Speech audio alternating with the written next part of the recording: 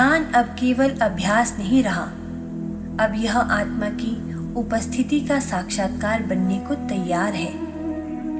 पिछले भाग में श्री कृष्ण ने ध्यान की स्थिति को तैयार किया, जगह, आसन, एकांत, संयम और मन की स्थिरता से। अब वे हमें ले चल रहे हैं उस मौन और चैतन्य की भूमि में, जहाँ साधक न केवल बैठता है बल्कि अपने भीतर परमात्मा को अनुभव करने लगता है। इस भाग में वे हमें सिखाते हैं कि ध्यान करते समय दृष्टि कहाँ स्थिर हो, कैसी भावना हो, ध्यान से क्या प्राप्त होता है और वह कौन सी अवस्था है जहाँ साधक स्वयं को भूल जाता है। यहाँ ध्यान समाधि में प्रवेश करता है, जहाँ न शब्द रह जाते हैं न विचार, केवल साक्षी भाव, केवल पूर्णता, केवल प्रभु की अनुभूति। ध्यान अब मैं कर रहा हूं से सिर्फ होना की ओर बढ़ता है। समं काय शिरो ग्रीवं धारयन् चलं स्थिरः संप्रेक्ष्य नासिकाग्रं स्वं दिशश्चानवलोकयन्। साधक को चाहिए कि वह शरीर, सिर और ग्रीवा यानी गर्दन को सीधा और स्थिर रखे और अपनी दृष्टि को नासिका के उग्र भाव पर केंद्रित करे, बिना इधर उधर दृष्टि डाले। यहाँ श्री कृष्ण ध्यान की शारीरिक स्थिति और दृष्टि की स्थिति को स्पष्ट कर रहे हैं। ध्यान में सबसे पहले शरीर को स्थिर करना आवश्यक है। सीधा रीढ़, संतुलित सिर और स्थिर दृष्टि, ये सब मन की स्थिरता की नींव है। नासिकाग्र पर दृष्टि अर्थात भीतर की ओर उन्मुख होना, बाहरी दिशाओं से मन को हटाकर अंतर यात्रा का आरंभ करना। शरीर स्थिर हो जाए तो मन भी धीरे धीरे मौन की ओर बढ़ने लगता है। प्रशांतात्मा विगतभिः ब्रह्मचारि वृते स्थितः मनः संयममच्चित्तो युक्त आसीत मत्परः। जिसका मन शांत है, जो भय से रहित है, जो ब्रह्मचर्य के व्रत में स्थित है, वह अपना चित्त संयमित करके मुझ में स्थिर हो जाए और संपूर्ण रूप से मुझे ही अपना लक्ष्य बनाए। ध्यान केवल मुद्रा नहीं, एक भाव दशा है। इस श्लोक में श्री कृष्ण 4 भीतरी शर्तें बताते हैं। प्रशांत आत्मा यानी भीतर की भावनात्मक स्थिरता, विगत भी भय से मुक्त होना, ब्रह्मचर्य व्रत, इंद्रियों का संयम और ऊर्जा का संरक्षण, मच्चित्तः मत्परः, साधना का परम उद्देश्य ईश्वर में स्थित होना। ध्यान केवल साधन नहीं, यह ईश्वर से एक होने की यात्रा है। ध्यान केवल एक तकनीक नहीं, यह ईश्वर से मिलने की तपस्विता है। युञ्जनेवं सदात्मानं योगी नियतमानसः शान्तिं निर्वाण परमां मतसंस्थामधिगच्छति। ऐसे योग का निरंतर अभ्यास करते हुए सभी बाहरी चेष्टाओं से मुक्त होकर साधक परम शांति को प्राप्त करता है, जो मेरे स्वरूप में स्थिर है। जब योगी इस प्रकार से ध्यान करता है, सतत अभ्यास, संयम और समर्पण के साथ, तो वह बाहरी चेष्टाओं और इच्छाओं से मुक्त हो जाता है। तब वह केवल शांति नहीं पाता, बल्कि उस निर्वाण की स्थिति को प्राप्त करता है जो ईश्वर के स्वरूप में स्थित होती है।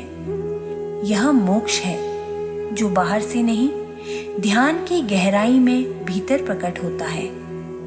जब साधना में गति नहीं बल्कि गहराई आ जाए, तब शांति केवल एक अनुभव नहीं बल्कि जीवन की दशा बन जाती है। नात्यश्नतस्तु योगोऽस्ति नाचैकात्मनश्नतः न चाति स्वप्नशीलस्य जाग्रतो नैव चार्जुन। हे अर्जुन, ना तो अत्यधिक खाने वाले का ध्यान सिद्ध होता है, ना ही जो बिल्कुल नहीं खाता उसका, ना बहुत सोने वाला योगी बन सकता है और ना ही अत्यधिक जागने वाला। ध्यान योग केवल मन का संतुलन नहीं, जीवन शैली का संतुलन भी है। श्री कृष्ण यहाँ मध्यम मार्ग की बात करते हैं, ना तो अत्यधिक भोग ना अत्यधिक तप। योग सदा समतव में फलता है। जो अपनी दिनचर्या, आहार और निद्रा को संतुलित नहीं रखता, उसका मन कभी स्थिर नहीं हो सकता। ध्यान के लिए पहला संयम है स्वस्थ शरीर और संतुलित जीवन। दिनचर्या सुधरेगी तभी चित्त टिकेगा। युक्ताहार विहारस्य युक्तचेष्टस्य कर्मसु युक्त स्वप्नावबोधस्य योगो भवति दुःखः। जो व्यक्ति आहार विहार, क्रियाएं, नींद और जागरण में संतुलित है, उसका योग सभी दुखों का अंत कर देता है।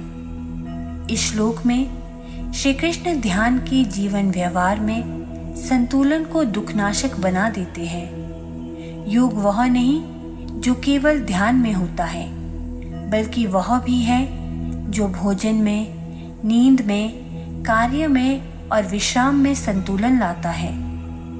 जब जीवन संतुलन पूर्ण होता है, तब मन स्वतः ध्यान की ओर आकर्षित होता है और दुखों की जड़, अविवेक और असंयम धीरे धीरे समाप्त हो जाती है। ध्यान वह साधना है जो बाहर की अराजकता को भीतर की समता में बदल देती है। यदा विनियतं चित्तम् आत्मन्यैवावतिष्ठते निःस्पृहा सर्वकामेभ्यो युक्त इत्युच्यते तदा। जब साधक का मन पूर्ण रूप से संयमित होकर आत्मा में ही स्थित हो जाता है और वह सभी इच्छाओं से मुक्त हो जाता है, तब वह युक्त अर्थात योगी कहलाता है। यह श्लोक ध्यान की सिद्ध अवस्था का परिचय है, जब मन अब कहीं बाहर नहीं जाता, न किसी विषयों को चाहता है, न किसी फल की इच्छा करता है, बल्कि बस आत्मा में लीन हो जाता है, तब योग की पूर्णतः प्रकट होती है। यहाँ कोई मैं नहीं बचता, सिर्फ एक मौन, एक उपस्थिति, एक दिव्यता शेष रहती है।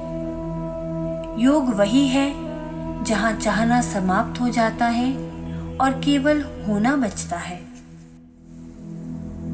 इस भाग के श्लोकों में श्री कृष्ण ने ध्यान को जीवन की सर्वोच्च अवस्था घोषित कर दिया है। जिस साधक का मन अब किसी भी विषय, वस्तु, व्यक्ति या अनुभव की ओर नहीं भागता, जो पूर्ण आत्मसंतोष में स्थित है, जिसे बाहरी चीजों में आनंद नहीं चाहिए क्योंकि उसने भीतर ही वह परम आनंद पा लिया है, वही योग में पूर्ण हो गया है। यही वह अवस्था है जहाँ ना कोई कमी महसूस होती है, ना कोई तुलना बचती है, ना कोई प्राप्त करने की आकांक्षा रहती है, क्योंकि साधक स्वयं ही पूर्णता का अनुभव कर रहा होता है। यह श्लोक हमें सिखाते हैं कि ध्यान केवल शांति नहीं देता, वह हमारे मैं को भंग कर देता है और उसके स्थान पर परमात्मा को प्रकट कर देता है। अगले भाग में हम देखेंगे कि कैसे इस स्थिर योग में स्थित साधक हर परिस्थिति में सम रहता है। और क्या होता है यदि कोई ध्यान में पूर्ण रूप से स्थिर न हो पाए?